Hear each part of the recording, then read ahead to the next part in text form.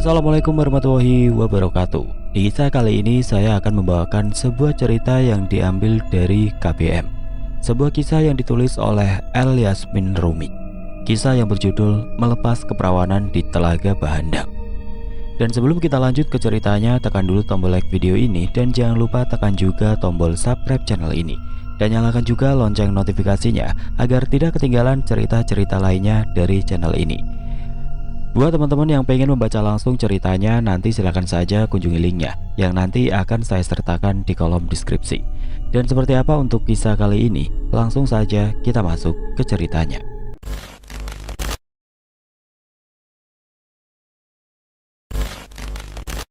Danu masih nyaman duduk di saung yang tidak jauh dari kamarnya. Tidak lama dia dihampiri seorang dayang yang membawa secangkir minuman. "Yayu, aku tahu." Danu menyela dengan gusar. Ia meraih cangkir itu, lalu menekuknya tanpa sisa. Cawan dari perak itu berisi jamu kesuburan yang selalu diminta Raja Kelayang Tanjung selaku ayah mertuanya. Lelaki itu memang sangat menginginkan anggota keluarga baru. Bukan apa-apa, ia hanya merasa kesepian dengan 2 cucu saja. Raja Kelayang Tanjung hanya memiliki 3 anak. 2 anak dari istrinya Ruknila dan 1 anak dari Kamboja selirnya. Di antara ketiga anaknya, baru Raka Balu yang menikah. Menghadapi tuntunan ayahnya, tidak ayal Raka Balu kini memiliki 1 istri dan 1 selir. Danum istri sekaligus permaisurinya, sementara Amala hanya selir yang memang dicarikan oleh ayahnya. Dari 2 pernikahan itu pun hanya melahirkan 1 anak dari rahim Danum dan 1 anak dari Amala. Sementara jamu itu, untuk apa lagi jika bukan menambah anggota baru? Padahal cucu pertama dari kerajaan Kalayang baru berusia 2 tahun. Danum bosan setiap hari dipaksa meminum jamu yang rasanya luar biasa menyesatkan lidah. Ditolak pun tahu sendiri nanti muka masa mertuanya. Selang beberapa saat seorang lelaki menghampiri Danum yang sedang duduk menyulam ditemani para dayang. "Menyulam sembari melamun bisa membuat tanganmu tertusuk jarum." Danum terkesiap oleh ujaran itu. Tampaklah suaminya berdiri bertaut tangan ke belakang. Mandau kebanggaan pemberian kawan dari tanah Dayak tersampir di pinggang, menandakan dirinya baru kembali dari berburu. "Kanda sudah pulang?" Danum spontan memeluk suaminya, melepas rindu selama 2 hari ditinggal pergi. Para dayang undur diri setelah Raka Balu datang. "Apa yang kamu lamunkan?" tanya Raka Balu sembari membawa istrinya kembali duduk. Saat itu juga wajah Danum berubah cemberut. Ia pun mengadukan kejengkelannya tanpa peduli suaminya akan marah atau tidak. "Ayah hanya kesepian saja." Justru jawaban lugas itu yang Raka Bala berikan membuat Danum semakin merajuk. "Kanda tidak tahu bagaimana rasanya jamu itu." Raka Balu tersenyum, membelai rambut panjang istrinya agar merajuk itu segera mereda. "Kembali ke kamar, Kanda hendak menemui ayah dulu." Pungkasnya mengakhiri perjumpaan singkat mereka. Sepertinya Raka Balu, dayang kepercayaan Danum pun datang membawa sepiring buah semangka yang telah dipotong. "Ini buahnya, Yayu," sugu Kalawa. Kemudian ia beranjak. "Tunggu, Kalawa." Langkah Kalawa terhenti. Ia membalik badan. "Ada apa, Yayu?" Kalawa berharap wanita itu tidak akan membahas apa yang sudah mereka bahas kemarin. Tapi nyatanya, Danum kembali membahas masalah yang gila menurut Kalawa. "Kau harus melakukannya untukku, Kalawa. Kau harus menikah diam-diam dan berjanjilah memberikan anakmu padaku nanti." Kalawa merasa mengambang. Baru ia tahu kenapa Danu memaksanya menikah dengan salah satu hulu balang. Ternyata hendak mengukuhkan kedudukannya sebagai pengganti ibu ratu nantinya. "Bagaimana bisa, Yayu? Aku yang mengandung, sementara Yayu yang menggendong bayi. Orang akan menuduh Yayu yang bukan-bukan," cecar Kalawa. Ia berusaha menghindari permintaan aneh dari Danum. "Kau hanya pelayan, Kalawa. Kau cukup menurut saja biar aku yang mengatur semuanya." Bukan hanya aneh, tapi perintah Danum tidak masuk akal. Kalawa harus berani menolak. Lagi pula, kemarin malam ia tidak sengaja mendengar kelakar orang tuanya perihal perjodohan dirinya.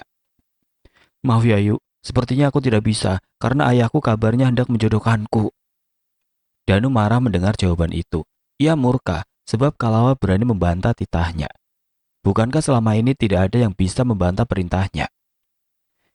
"Dari sekian banyak dayang-dayang di sini, hanya kau yang berani menegakkan kepala dan membantah perintahku," Danu meradang pada Kalawa yang dianggapnya membangkang. Padahal gadis itu sudah lama jadi dayang kepercayaannya. Sekali lagi aku minta maaf ya Yu. Aku harus menghormati keputusan orang tuaku yang... Lancang kau Kalawa. Danu memekik. Ia murka disauti Kalawa seperti itu. Kau memang tidak tahu diuntung. Siapa yang kau kehendaki jadi suami? Sudah bersuamikan hulu balang, harusnya kau lebih dari bersyukur. Semoga anak yang kau lahirkan cacat atau mati sekalian. Bukan main. Bagaimana bisa Danu melantangkan sumpah serapah itu? Kalawa pun tidak menyangka. Ya Yu, aku sudah bertahun-tahun mengabdi padamu. Mana mungkin berani membantah perintah? Mengertilah, semua itu aku lakukan demi menyenangkan orang tua. Mereka akan kecewa atas penolakanku nanti. Tidakkah kau merasakan apa yang aku rasakan ya Yu? Danu mendengus memalingkan muka. Ada sekelumit rasa bersalah ketika mendengar ucapan itu. Kendati demikian, Danum tidak akan menarik sumpahnya. Ia tetap tidak suka atas penolakan Kalawa. Pergilah. Danu marah, mengusir Kalawa dari hadapannya. Hari itu Kalawa kembali ke rumah dengan wajah murung akibat kejadian siang tadi. Nak, kenapa mukamu ditekuk seperti itu? Senyumlah, karena kita akan menyambut tamu istimewa. Ujar Labi pada anaknya. Tamu istimewa. Pantas saja rumah tampak lebih rapi dari biasanya. Lalu ada juga beberapa tangkai bunga mawar di sudut ruangan. Labi pun meminta anaknya untuk segera mandi dan berpakaian rapi. Kalawa menduga lelaki pilihan ayah akan datang meminang malam ini. Bergegas ia mandi dan berpakaian rapi. Sudah sejak tadi menunggu terdengarlah tapak-tapak kuda yang berhenti di depan rumahnya.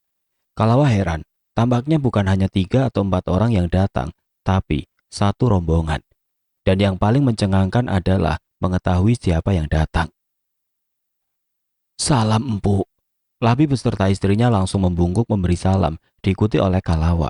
Pantas saja, sebab yang bertandang ke rumahnya adalah Batara Raka Balu. Rupanya kedatangan anak raja itu untuk mempersunting Kalawa atas perintah ayahnya. Pasalnya beberapa hari yang lalu Raja Kelayang Tanjung terkesima dengan kesopanan dan kecantikan Kalawa. Sadar akan usianya yang sudah usur, Raja Kelayang Tanjung mengeluarkan dekrit agar anaknya menjadikan Kalawa sebagai selir kedua. Harapan Raja Kelayang Tanjung sangat tinggi pada gadis yang satu ini. Ia berharap Kalawa akan membawa keberuntungan dalam keluarga kerajaan dengan melahirkan banyak penerus. Sungguh, Kalawa tidak bisa berkata-kata saat mendengar Raka Balu menyampaikan niatnya. Ternyata dialah lelaki yang dijodohkan padanya. Kalawa menolak, tentu tidak. Bukan karena lelaki itu adalah Batara Raka Balu, tapi janjinya kepada orang tua yang tidak akan menolak pada siapapun ia dikawinkan. Sudah berlalu shock yang menimpa Kalawa, kini keterkejutan itu menghardik Danum. Kabar pernikahan ketiga suaminya sampai juga ke telinga. Danum terbakar. Bagaimana bisa? Danum marah. Ia tidak habis pikir, seandainya gadis itu bukan Kalawa, tentu tidak akan marah. Sebagai istri bangsawan di Madu memang hal biasa. Tapi ini, lantas Danum teringat dengan sumpah serapah yang ia lontarkan untuk Kalawa. Harusnya Danum tidak perlu cemas, justru senang karena anak yang akan dilahirkan Kalawa tidak akan sempurna. Namun semuanya tidak sesederhana itu. Danum bisa saja mengambil anak dari Kalawa, sebab gadis itu adalah pelayan setianya. Setiap pelayan permaisuri yang jadi selir, maka sang permaisuri berhak atas anak yang dilahirkan selir itu. Semuanya jadi kacau balau untuk Danum. Ia pun tidak ingin waktu berjalan sampai hari pernikahan Kalawa dan suaminya terjadi. Rasanya ingin mati saja. Di sana Danum dan Amala menyaksikan suami mereka mempersunting Kalawa. Sebak dan sesak di hati Danum melihatnya. Lagi-lagi kenapa harus Kalawa? Tidak adakah gadis lain di kerajaan besar itu? Setiap menit yang terlewati membuat dada semakin terhimpit. Kepala pun jadi berdenyut-denyut. Danum kembali ke kamarnya tidak kuasa lagi berada di aula itu. Jika bisa, malam pun tidak usah datang saja. Tapi matahari terus bergulir hingga tibalah malam. Seharian ini Kalawa duduk bersanding. Tidak dipungkiri tubuhnya lelah, tapi ia tidak bisa tidur sekarang. Ada Raka Balu yang mesti ditunggu. Sementara Kalawa duduk sendirian di kamar pengantin, Raka Balu bergegas mendatangi harem, di mana para istrinya tinggal. Langkahnya menuju kamar Kalawa, tapi seseorang memanggilnya. Minta maaf karena telah memapak langkah Empu. Selada yang itu takut-takut. Ada apa? Tanya Raka Balu. Empu, Yayu Danum sedang tidak sehat. Beliau meminta empu datang ke kamarnya. Mengetahui Danum tidak sehat, Raka Balu putar haluan. Ia akan memeriksa keadaan Danum lebih dulu, barulah menemui Kalawa. Benar adanya bila Danum sedang tidak sehat, tampak dari wajah pucatnya. Tadi siang kau tampak sehat, sekarang kau sakit. Apa karena kelelahan, Dinda? Tanya Raka Balu. Lelah, bukan lelah, tapi sakit menyaksikan suaminya menikahi Kalawa. Karena Dinda sakit, maka temanilah Dinda. Danum merengek. Mana bisa Raka Balu menolak. Rencananya hanya menemani Danum sampai tertidur. Tapi rupanya permintaan Danum lebih dari minta ditemani. Alhasil malam itu bukan jadi malam pengantin Raka Balu dan Kalawa, tapi dengan Danum. Lelah yang mendera membuat Raka Balu tertidur dalam dekapan hangat Danum. Ia lupa bahwa ada pengantinnya sedang menunggu hingga larut. Merasa yang ditunggu tidak kunjung datang, Kalawa memasrahkan diri agar tidak menunggu lagi. Sebab purnama pun sudah condong ke timur. Baru hendak memejamkan mata, tiba-tiba perkataan Danum tempo hari terngiang. Ada rasa resah dan takut yang menggelayuti hati. Danum sudah terkenal dengan julukan si pahit lidah. Setiap ia marah dan menyumpahi orang, terkadang langsung tertunaikan sumpahnya itu. Tidak mungkin. Kalawa berusaha menepis pikiran buruknya. Bagaimanapun takdir manusia bukan terletak pada lidah Danum. Kalawa akan membuktikan nanti bila ucapan Danum yang serupa kutukan itu tidaklah benar. Lantas dengan apa Kalawa akan membuktikannya? Apa dengan mengandung benih dari Batara Raka Balu secepatnya? Semburat jingga sang fajar tampak di ujung timur. Raka Balu terjaga akibat suara yang ditimbulkan dari hilir mudik kamar itu.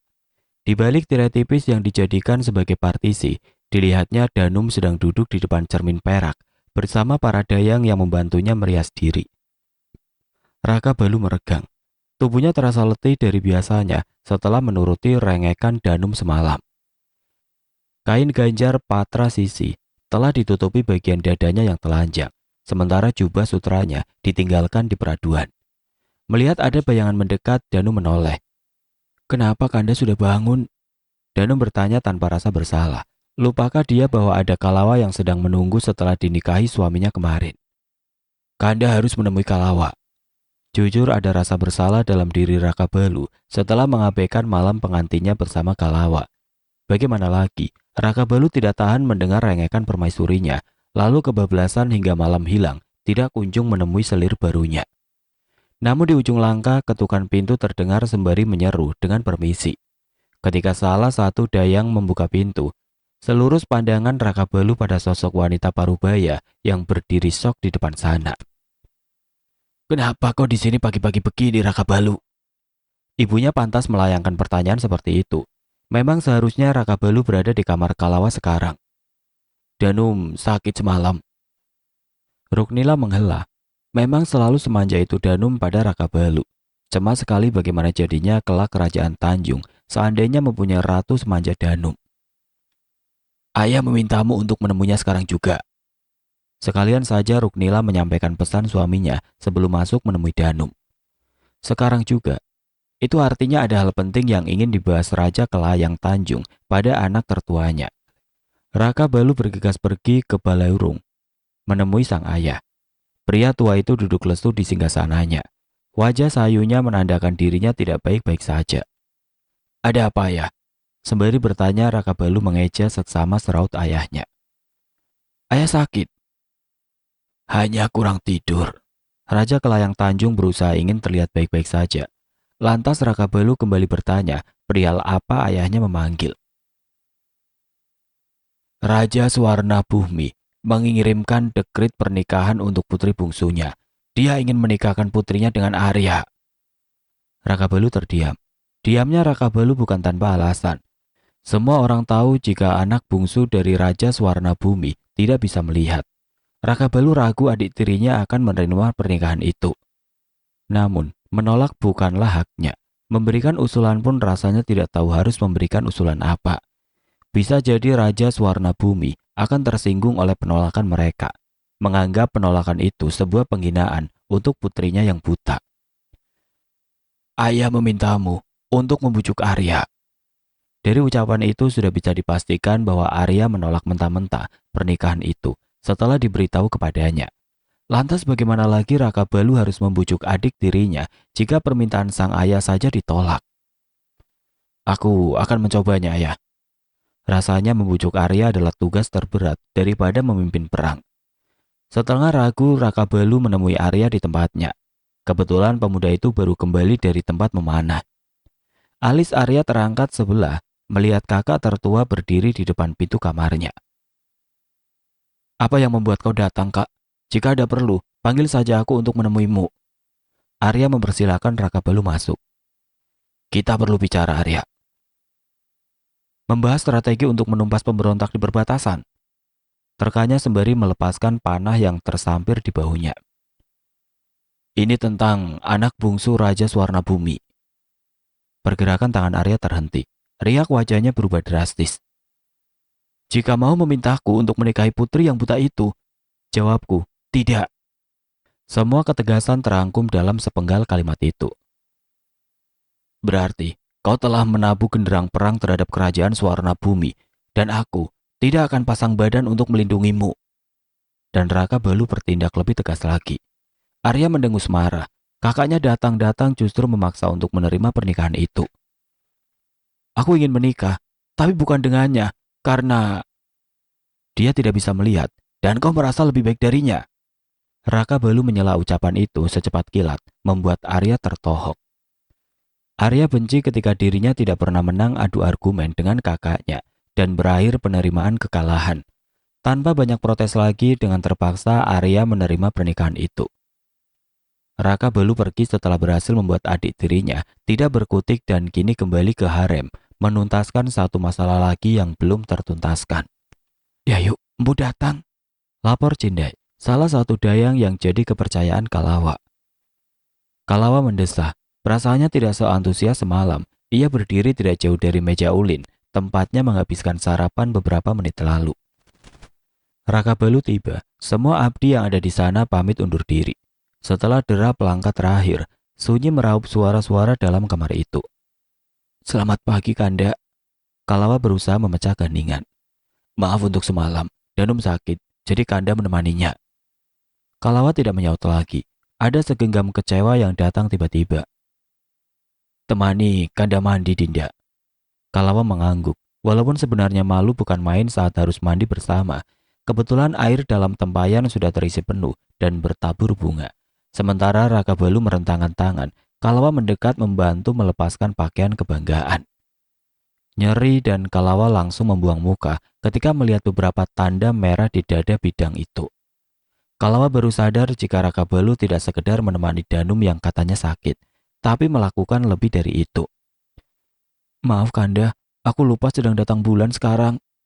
Alhasil itulah alasan paling logis untuk menolak ajakan suaminya. Kalawa tidak ingin melayani Raka Balu di saat hatinya tengah dirundung kecewa seperti sekarang. Penolakan serta raut yang mendadak berubah itu membuat Raka Balu tersadar akan tanda merah bekas perbuatan Danum semalam. Akhirnya Raka Balu pergi mandi dan Kalawa duduk menunggu di ranjang. Seorang dayang dari tempat Raka Balu datang membawakan pakaian yang langsung diterima oleh Kalawa.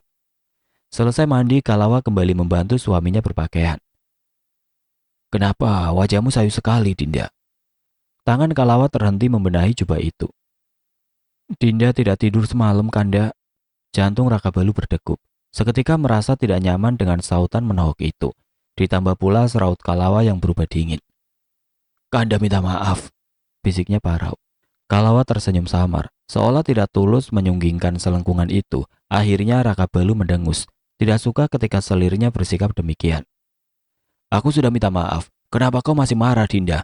Aku benci dengan seraut dinginmu itu. Kalawa tersentak. Debaran-debaran hebat seolah membuat dadanya ingin meledak. Namun Kalawa tidak menyahut, hanya membisu 1000 bahasa. Jangan lagi menampilkan seraut itu di depanku. Kalawa mendongak menatap Raka Balu. Apa yang salah dengan raut wajah ini, Kanda?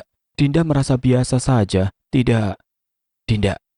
Di akhir bentakannya Raka Balu menyentak napas berusaha meredam amarahnya yang nyaris meledak. Tolong jangan memancing amarah suamimu.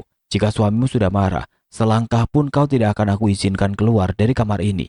Camkan itu. Raka Balu sudah diambang kekesalannya, kemudian melengos pergi. Jadi, Kanda marah karena semua ini kesalahan Dinda. Langkah Raka Balu terhenti, tepat di depan pintu membalik badan. Baiklah, tinggal di kamar ini sampai 7 hari ke depan. Tidak ada bantahan, tidak ada penolakan, tidak menerima protes. Raka Balu pergi setelah melentangkan perintah teruntuk selirnya. Baru beberapa langkah Raka Balu meninggalkan kamar, terdengar seruan dari selirnya itu. Ada apa gerangan? Saat itu juga Raka Balu melesat ke kamar. Pintu terbuka kasar. Di tengah ruangan itu Kalawa sudah berdiri, melucuti pakaiannya sendiri. Kanda. Kalawa melongok tanpa busana mendekati Raka Balu. Tatapannya sudah sendu, disertai bibir memerah oleh gigitannya sendiri. Kanda. Suara itu memanggil begitu mendayu, seakan ada hasrat membuncah yang sedang tertahan. Lancang, siapa yang berani memberdaya istriku? Sontak Raka Balu merapal ajian, lalu mengusapkan telapak tangannya ke wajah Kalawa, membuat selirnya itu mengerjap sadar. Sebelum Kalawa berteriak melihat keadaannya yang telanjang, Raka Balu lekas melepas ikatan jubahnya, menutupi tubuh polos Kalawa. Ini apa yang terjadi? Kenapa kau terkena karuhei, Dinda? Kalawa bingung luar biasa. Kenapa Dinda seperti ini? Dinda tidak tahu apa-apa, hanya merasa rindu mendengar kicauan burung itu. Raka Balu menoleh ke arah tangan Kalawa menunjuk. Karuhei dikirim melalui kicauan burung punai itu. Kicauannya seperti sebuah rasa rindu yang memang ditunjukkan kepadamu. Kalawa semakin bingung apa itu karuhei dan kenapa harus ditunjukkan padanya. Kalawa memang tidak akan pernah tahu sebab karuhei adalah semacam ilmu pelet yang berasal dari tanah Dayak. Namun yang membuat Raka Balu penasaran, siapa yang menggunakan ilmu itu di sini? Sebab ini tanah Melayu, bukan tanah Dayak. Siapa yang melakukan itu, Kanda? Kalawa jadi bergidik ngeri. Bagaimana seandainya yang masuk bukanlah suaminya? Aku tidak tahu pasti. Tapi yang pasti aku tahu bahwa kau telah melakukan kebohongan besar, Dinda. Kalawa terhenyak. Kebohongan? Kebohongan apa? Dinda tidak melakukan kebohongan apapun. Tunjukkan padaku darah datang bulanmu. Jika tidak bisa, berdiam dirilah selama 7 hari di kamar ini. Raka Balu pun mendengus pergi. Kalawa meremas jubah sutra yang melilit tubuhnya. Dungu sekali aku. Baru saja berbohong dan kebohongan itu terbongkar dengan sendirinya. Walhasil 7 hari tidak akan keluar kamar. Sementara Raka Balu masih tidak habis pikir ide murahan dari selirnya itu. Padahal bisa saja Raka Balu mengeluarkan titah untuk melayaninya meski Kalawa sedang datang bulan. Bukankah tidak ada yang berani menolak? Lalu seraut dingin yang Kalawa tampilkan membuatnya lagi-lagi mendengus tidak suka. Tidak jauh dari sana Raka Balu berpapasan dengan selir pertamanya Amala. Mahinai, ayah rindu padamu. Digendongnya balita berusia 13 bulan yang baru pandai berjalan. Satu anaknya dari hasil pernikahan dengan Amala. Gara-gara seraut masam itu Amala jadi bertanya. Kanda, ada masalah? Banyak. Jawabnya sedikit ketus. Amala terperangah. Mata Mahinai tampak sayup-sayup dalam gendongan ayahnya. Dinda, sepertinya Mahinai mengantuk. Tunjuk Raka Balu pada mata anaknya yang nyaris terpejam. Iya, tadi Mahinai bangun pagi buta, Kanda. Mendengarnya bergegas, Raka Balu membawa Mahinai ke kamar diikuti oleh Amala. Mahinai memang sudah sangat mengantuk. Dibaringkan di ranjang pun tidak terjaga lagi. Raka Balu melepas jubahnya, ikut berbaring di samping gadis kecilnya. Sedangkan Amala duduk bersimpu membelai rambut suaminya. Masalah apa yang sedang mengganggu pikiran Kanda? Raka Balu semakin menenggelamkan wajah di pangkuan Amala. Sedikit pertengkaran hari ini dengan Kalawa. Amala menautkan alis. Aneh rasanya baru menikah kemarin dan hari ini sudah bertengkar. Kenapa sampai seperti itu, Kanda? Apa Kalawa membuat Kanda marah? Raka Balu mendesah, lantas bangun duduk berhadapan. Kanda tidak suka Kalawa tiba-tiba bersikap dingin. Padahal masih menjadi pelayan Danum, tampak ceria sekali sikapnya. Alis Amala kembali bertaut disertai kerenyitan di dahi. Dirinya masih diam mencari-cari apa sebab sesungguhnya pertengkaran suami dengan selirnya. Tidak mungkin ada asap jika tidak ada api. Mungkin Kalawa marah setelah Kanda bermalam di kamar Danum. Mungkin juga marah melihat ini. Tanpa ragu Raka Balu menyibak baju memperlihatkan tanda-tanda merah yang terdapat di dada bidangnya. Spontan Amala tersenyum kecut, lalu membenahi baju suaminya. Pantas saja jika Kalawa marah, Kanda. Aku pun jadi Kawala, pasti kesal karena Kanda melewatkan malam pengantin dengan Danum bukan dengannya. Bukan kehendak, tapi bagaimana lagi? Kebablasan gara-gara rengekan Danum yang tanpa henti. Danum sedang sakit waktu itu, jadi, sudahlah. Dengusnya malah ikut kesal. Ingin membela diri tapi memang dirinya bersalah. Kanda terlalu memanjakan Danum, tidak pernah bisa menolak permintaannya. Raka Balu berpaling dengan napas yang dihelanya berat. Kau tidak mengerti, Dinda. Amala tersenyum, kemudian kembali menarik Raka Balu ke posisi semula, menjadikan pangkuannya sebagai bantalan. Iya, memang hanya Kanda yang mengerti permaisuri Kanda itu. Celetuk Amala sembari tersenyum, dan hanya Amala istri Raka Balu yang paling pengertian dan selalu sabar mendengar keluh kesahnya. Raka Balu melepas penatnya di kamar itu, tidur meringkuk memeluk anak gadis kesayangannya. Namun resah yang menghinggapi Raka Balu sampai saat ini bukanlah rajukan Kalawa, tapi tentang karuhei yang ditunjukkan kepada selir keduanya itu. Siapa yang ingin memelet Kalawa? Tanyanya dalam hati. Hanya ada dua kemungkinan, memang tergila-gila dengan selirnya itu, atau hanya ingin menghancurkan pernikahannya dengan Kalawa. Niat ingin tidur tapi sampai menjelang petang, tidak bisa tidur sama sekali. Sore itu Raka Balu meninggalkan harem setelah menghabiskan siangnya di kamar Amala. Di luar gerbang harem, Jata sudah menunggu selama lebih dari 2 jam. Ia ingin menyampaikan pesan raja ke Layang Tanjung kepada tuannya Raka Balu. Tapi harus menunggu sampai tuannya itu keluar dari harem, sebab lelaki manapun tidak diizinkan masuk ke harem yang ditinggali para istri Raka Balu. Ada apa, Jata? Lelaki itu terkesiap. Empu, malam ini ayahanda ingin mengadakan musyawarah untuk pernikahan Batara Arya. Ayahanda tidak bisa hadir karena tidak sehat. Jadi empu yang ditunjuk memimpin musyawarah. Kata tidak sehat membuat Raka Balu lekas menuju kediaman ayahnya tanpa bertanya lagi dengan Jata. Ketika Raka Balu datang, ayahnya itu sedang terbaring di ranjang dengan muka sedikit pucat. Dadanya yang telanjang menampakkan kulit yang lebam, keunguan, disertai bengkak dan nyeri. Ayah, apa yang terjadi? Raja Kelayang Tanjung pun menggeleng tidak pasti.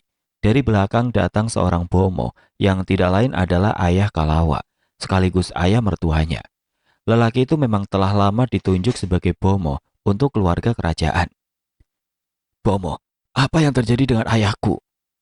Kali ini pertanyaan itu diajukan pada Labi. Belum tahu pasti, Empu. Harus dilihat beberapa hari ke depan. Jawab Labi sembari membalur tumbukan bungaan rica yang dicampur minyak oles pada lebam itu. Raka Balu, kau ajukanlah musyawarah untuk pernikahan Arya malam ini. Raka Balu mengangguk cepat menanggapi permintaan ayahnya. Sampai malam tiba musyawarah pun diadakan. Arya yang juga ada di sana benar-benar tidak sedap dipandang wajahnya. Raka Balu tahu bila adik tirinya itu menerima dengan amat terpaksa perjodohannya dengan putri bungsu Raja Suwarna Bumi. Musyawarah berjalan lancar-lancar saja. Kamboja, sebagai ibu dari Arya, setuju dengan perjodohan itu, hingga anaknya memandang tidak suka. Selepas musyawarah, ibu dan anak itu masih berada di pendopo. Adu argumen. Kenapa ibu tidak meminta Raka Balu untuk membatalkan perjodohan ini? Kenapa ibu malah mendukung? Serganya marah. Arya, kau tidak bisa membantah perintah itu. Benar, bagaimanapun membantah, pada akhirnya akan sama saja, tunduk pada perintah. Egois, makinya sembari berlalu. Keikutsertaan anggota kerajaan untuk mendampingi Arya melamar anak bungsu Raja Suwarna Bumi telah disampaikan pada seluruh keluarga, termasuk para istri Raka Balu.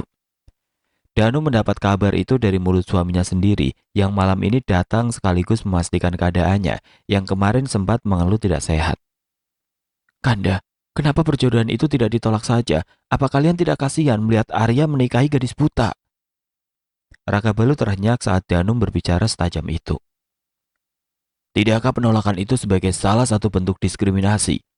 Tidak bisa melihat, bukan berarti dia diperlakukan tidak layak, Dinda. Danum tersenyum sinis mendengar ucapan sok bijak baginya. Seandainya dijodohkan dengan Kanda, pasti Kanda pun akan menolak juga kan? Kanda tidak akan menolak. Dijodohkan ayah dengan pelayan Dinda saja, Kanda tidak menolak. Raka Balu beranjak mulai tidak suka dengan permaisurinya yang sering bicara sekendak hati. Kanda hendak kemana? Kanda tidak tidur di sini. Raka Balu menggeleng berlalu pergi. Ia tidak berhenti meski Danu merengek ingin tetap tinggal.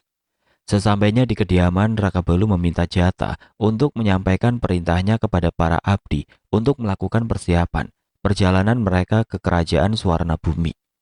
Baik Empu, dan sebaiknya Empu istirahat saja. Raka Balu memberi isyarat melalui tangan agar Jata kembali ke tempatnya. Lalu di dekat pintu, Jata membalik badan melangkah mendekati peraduan tuanya ketika dipanggil kembali. Jata, sampaikan pada Dayang bahwa aku memanggil selir Kalawa ke sini besok pagi. Jata akan menyampaikan pesan itu besok pagi juga, karena ini sudah terlalu malam, takut mengganggu selir tuanya itu. Dari sekian banyak anggota kerajaan, hanya Kalawa yang tidak diberitahu tentang perjalanan mereka hari ini. Raka Balu sengaja karena Kalawa sudah berani membohonginya. Namun tidak sampai hati pula melihat selirnya itu sendirian di kerajaan di saat yang lain berpergian. Pagi-pagi sekali seorang dayang mengetuk kamar Kalawa. Cindai yang saat itu sedang menyiapkan segala keperluan Kalawa segera membuka pintu, takut ketukan itu membangunkan. Ada apa? Empu meminta Yayu ke kamarnya. Lekas-lekas Cindai membangunkan Kalawa setelah dapat pemberitahuan itu. Tidak tega membangunkan Kalawa yang masih tidur pulas, tapi takut juga membuat Raka Balu menunggu lama. Yayu, bangun. Sekali digugah, mata Kalawa langsung mengerjap. Cindai, ada apa? Tanyanya setengah mengantuk. Empu meminta Yayu untuk ke kamarnya sekarang. Dahi Kalawa mengernyit. Aneh, bukankah Raka Balu tidak mengizinkannya keluar kamar?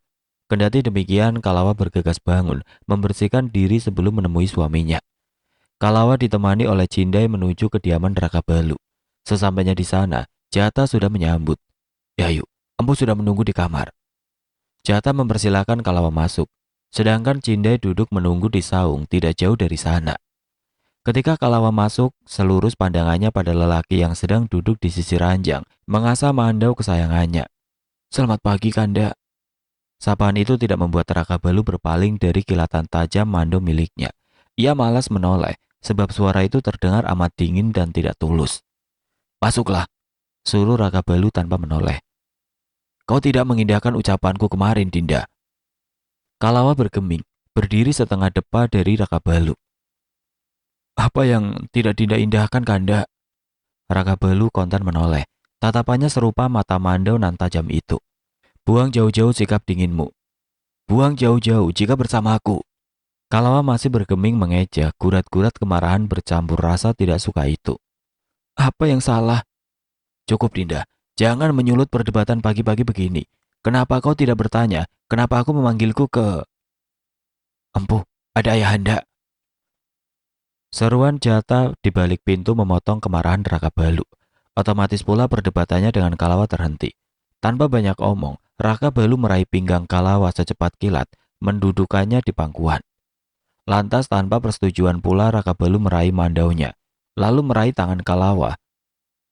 Kanda, mau apa? Setelah itu, nyaris Kalawa memekik ketika Raka Balu dengan sengaja menggores sedikit jari telunjuknya, yang membuatnya bingung. Darah malah Raka Balu teteskan di atas ranjang, menodai spray putih itu. Kalawa hendak protes, tapi Raja Kelayang Tanjung sudah lebih dulu masuk. Raka Balu. Raja Kelayang Tanjung sedikit terkejut melihat anaknya duduk berpangku mesra. Antara mulut dan mata lebih dulu mata yang menangkap noda darah di ranjang. Wajah yang semula suram mendadak cerah, tatkala disangkanya pasangan suami istri itu baru selesai bercinta. Ah, ayah datang di waktu yang tidak tepat ya. Kalau begitu, ayah akan keluar sekarang. Lanjutkan saja ritualmu, Raka Balu.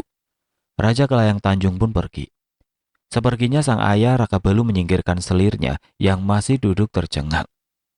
Jadi darah itu... Kalawa menduga sembari terus menatapi punggung Raka Balu yang berjalan menuju jendela. Dasar licik. Kalawa memaki pelan melihat suaminya berhasil mengelabui ayahnya sendiri. Raka Balu berdiri di depan jendela. Tersungging senyum dari kedua sudut bibirnya, disuguhi pemandangan tidak asing.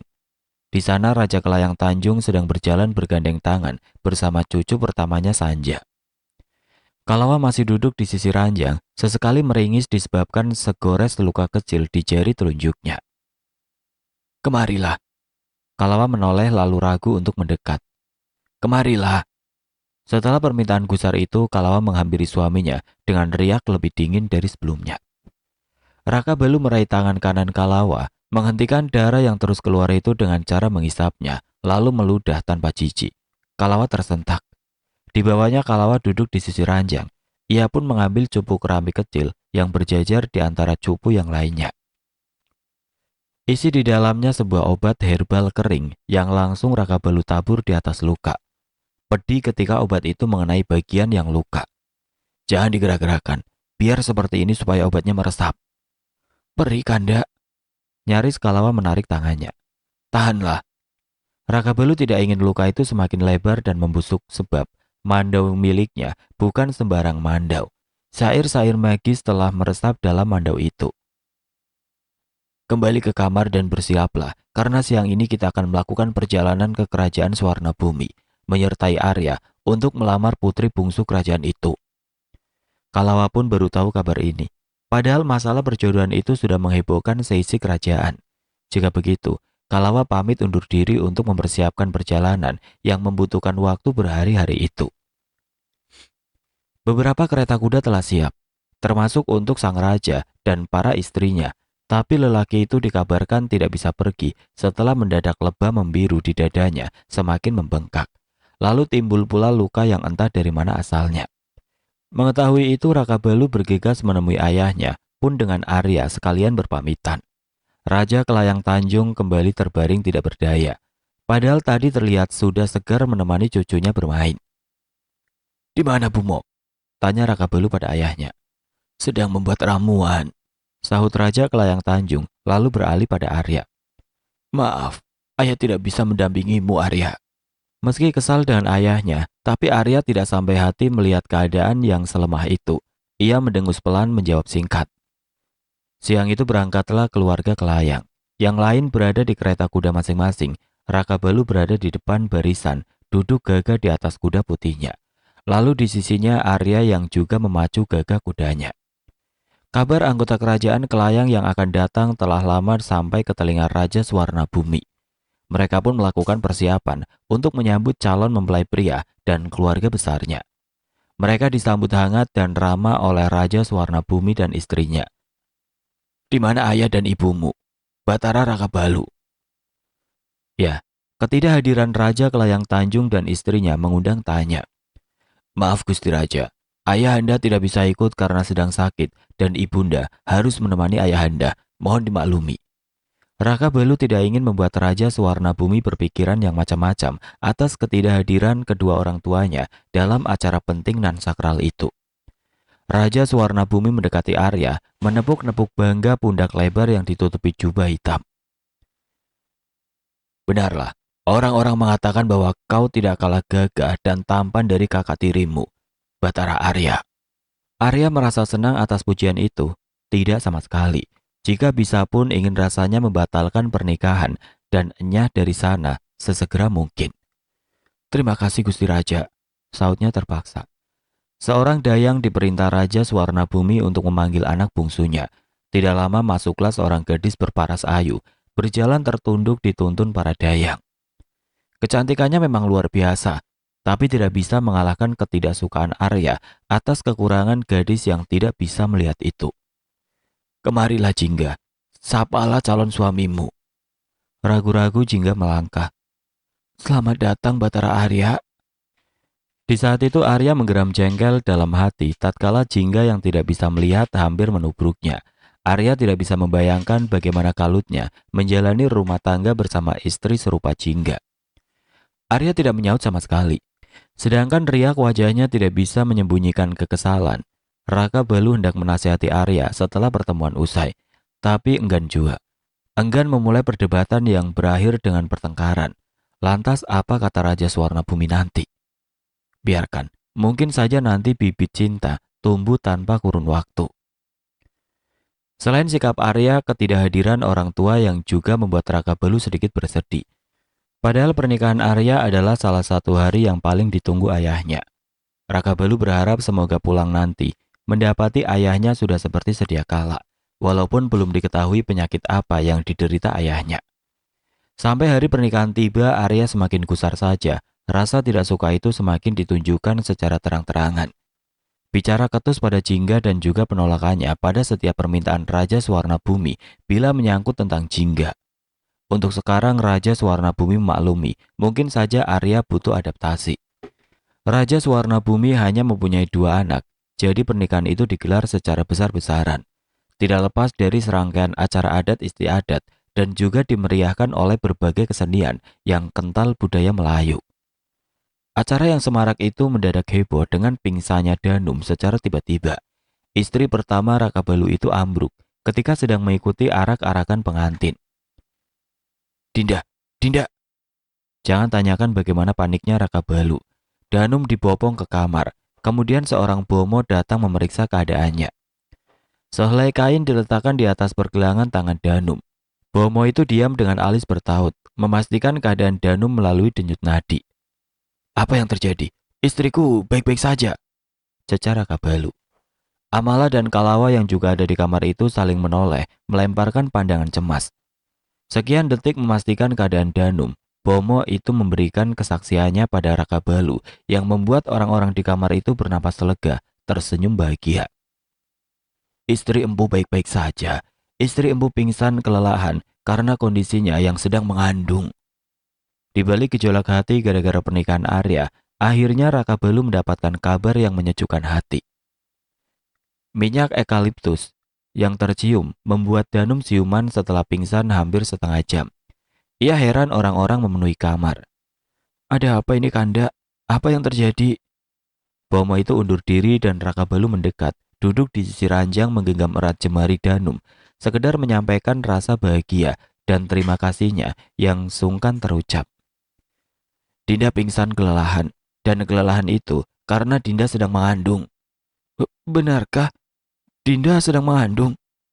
Raka Balu mengangguk dan tersenyum lucu di saat Danum sendiri tidak menyadari bahwa dirinya sudah berbadan 2. Ayah pasti akan sangat senang mendengar kehamilan Dinda. Raka Balu berharap kabar ini akan membuat keadaan ayahnya cepat membaik. Di penghujung kunjungan, Raja Suwarna Bumi kembali menjamu anggota keluarga Raja Kelayang Tanjung sebelum kembali pulang. 2 kerajaan itu bersatu, hasil dari pernikahan Arya dan Jingga membuat persatuan mereka jadi lebih kuat. Rombongan kerajaan akan pulang besok pagi, sementara Arya akan tinggal di kerajaan Suwarna Bumi atas permintaan rajanya sendiri, dan Raka Balu akan menunda kepulangannya karena ingin meninjau wilayah Gelarak yang kabarnya akan dimasuki para pemberontak. Jatah, keamanan keluarga aku percayakan padamu, ditanya pada Jatah sebelum rombongan bergerak. Raka Balu mengiringi rombongan, tapi di persimpangan ia berbelok ke kanan, sedangkan rombongan terus berjalan lurus. Hati-hati Kanda, cepat kembali, seru Danum dari jendela kereta. Lelaki itu hanya mengangguk, lalu memacu kudanya secepat mungkin. Jatah tidak merasa cemas, walaupun tuanya menunggangi kuda sendirian, membelah belantara. Kemampuan bertarung di atas rata-rata yang sudah tersohor, tidak akan ada yang berani mencegat tuanya. Sampai 2 hari kemudian rombongan tiba di kerajaan Kelayang dan kabar kehamilan Danum langsung tersiar seantero kerajaan. Kita akan menambah anggota baru lagi. Kalau begitu, berikan hadiah yang banyak untuk Danum. Begitu senang dan bersemangatnya Raja Kelayang Tanjung mengetahui kehamilan menantu pertamanya. Meski sakit, tidak dihiraukannya sama sekali. Di kamarnya, Kalawa sedang menimang-nimang hadiah apa yang cocok diberikan untuk Danum. Sudah jadi tradisi untuk anggota kerajaan yang lain harus memberikan hadiah pada wanita kerajaan yang sedang mengandung. Di saat yang lain memberikan pakaian yang indah atau pernak-pernik bayi, Kalawa justru memberikan madu. Dirinya adalah anak seorang bomo, pastilah tahu sedikit banyak tentang tanaman herbal dan jambi-jambi ringan, biasa mengobati demam pada anak-anak. Melihat Kalawa membawa 2 botol keramik berisi madu, dahi Danum mengernyit heran. Kenapa kau membawa ini, Kalawa?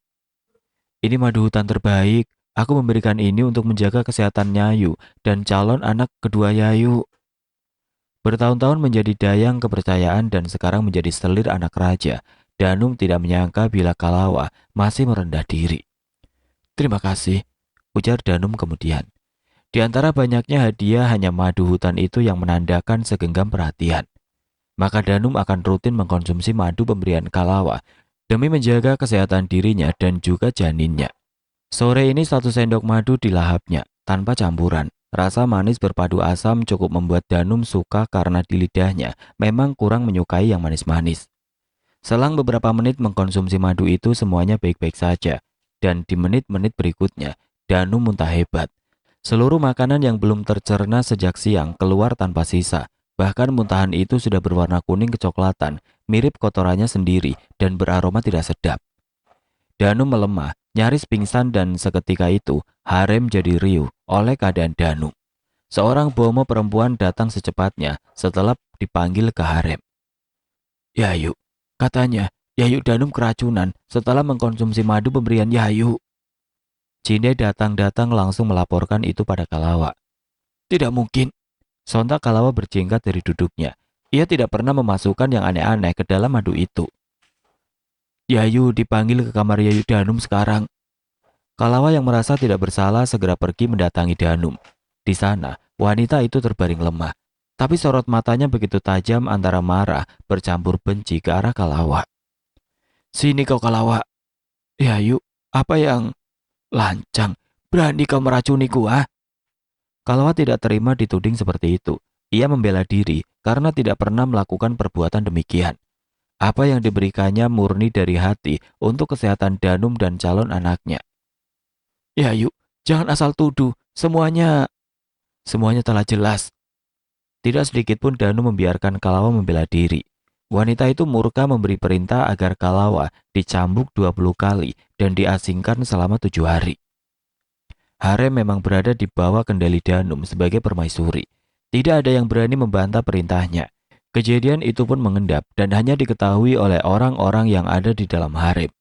Saat itu juga, Kalawa diseret ke tengah halaman. Pakaian bagian atasnya dibuka paksa hingga lecutan cambuk beriringan dengan lolongan kesakitan Kalawa. Kau telah asal menuduh, Yayu. Pembelaan itu membuat Danum semakin geram. Dimintanya Manti untuk terus mencambuk Kalawa hingga 20 kali sesuai keinginannya. Danum, hentikan, ini tidak benar. Pembelaan Amala pun tidak digubris, justru semakin membuat Danum berang. Air mata Kalawa bercampur peluh juga darah yang keluar dari kelupasan kulitnya akibat hantaman cambuk. Puas dicambuki, Kalawa pun diasingkan selama 7 hari, jauh dari kerajaan. Itulah akibatnya bila berani melakukan kejahatan di harem. Teriak Danum dengan lantang setelah kepergian Kalawa. Jauh kereta kuda itu membawa Kalawa. Maaf, aku tinggalkan Yayu di sini karena perintah Yayu Danum. Liris sang kusir yang mengantar Kalawa. Dengan bekal makanan seadanya, Kalawa pun ditinggalkan seorang diri di sebuah gubuk yang tidak jauh dari danau Bahandang. Danau yang airnya berwarna kemerahan. Dalam gubuk itu Kalawa baring meringkuk karena punggungnya yang lebam dan luka-luka setelah dicambuk. Air mata pun mengering seiring dengan darah yang mengering. Tepat setelah 2 hari kejadian mengerikan di harem, Raka Balu tiba di kerajaan. Seperti biasa, yang didatanginya lebih dulu adalah para istrinya. Wajah para abdi di sana menunduk ketika Raka Balu memasuki harem. Danumlah istri yang didatanginya pertama kali. Binar bahagia wanita itu tidak sebanding dengan kekejaman yang telah dilakukannya terhadap Kalawa. Kanda, ia menghambur manja memeluk suaminya. Bagaimana keadaanmu dan anak kita, Dinda? Wajah berseri itu membuat Raka Balu tidak payah lagi bertanya lebih lanjut. Raka Balu merasa tenang setelah memastikan keadaan Danum, anak mereka, dan calon anak kedua baik-baik saja. Lalu, giliran Amala yang didatanginya. Tapi selirnya itu sedang tidak berada di harem. Amala sedang berada di kediaman selir Kemboja yang tidak lain adalah Ibu Arya. Karena Amala tidak ada, Raka Balu mendatangi kamar Kalawa dan di sana dirinya hanya disambut Cindai. Di mana selirku? Cindai tidak berani menyahut. Ia tertunduk sedalam dada. Apa kau tuli, Cindai? Gadis itu langsung mendongak, bergetar bibirnya untuk menyahut singkat saja. Bicaralah, di mana selirku? Yayu diasingkan, Empu. Raka Balu tidak paham ucapan Cindai yang tergagap itu. Ia berkata gusar, meminta Cindai bicara lebih jelas. Dengan nyali yang hampir habis, Cindai pun mengungkapkan apa yang terjadi dengan Kalawa. Yayu Kalawa dituduh meracuni Yayu Danum, sehingga Yayu Danum marah dan menghukum Yayu Kalawa dengan cambukan dan pengasingan di Telaga Bahandang. Padahal, tuduhan Yayu Danum itu tidaklah berdasar. Kau bilang apa? Dicambuk dan diasingkan? Iya, Empu. Detik itu juga Raka Balu keluar dari harem, pergi menuju Telaga Bahandang untuk mencari Kalawa. Oke teman-teman, sampai di sini dulu ceritanya. Nantikan kelanjutan kisah ini di video berikutnya. Agar tidak ketinggalan, klik tombol subscribe channel ini dan nyalakan lonceng notifikasinya. Wassalamualaikum warahmatullahi wabarakatuh.